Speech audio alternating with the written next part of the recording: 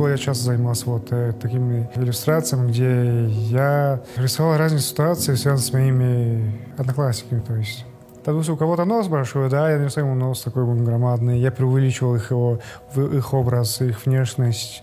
Из этого я получал как бы...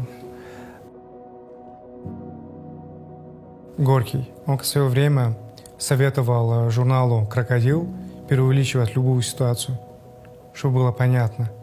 Надо утрировать. И там идет уже акцент на, как раз вот акцент на решение этой проблемы. То есть все уже начинают обращать внимание на это. Если без провокации, там все, никто не решил, скажут, что это стандарт. Но это бывает, чего бы.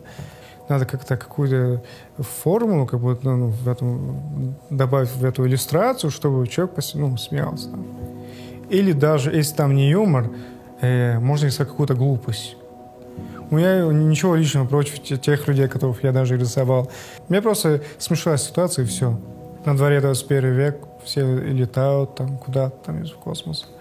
А мы еще разбираемся, да, тут в планах равноправия, там, насилия в семье, вот все, вот этот бардак, который вот все...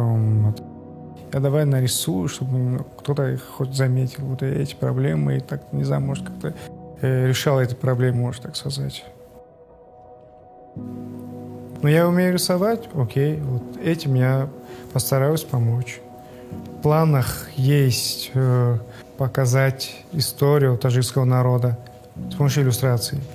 У нас много героев, которых можно из них создать таких комических, таких героев, которые могли бы стать героями наших детей.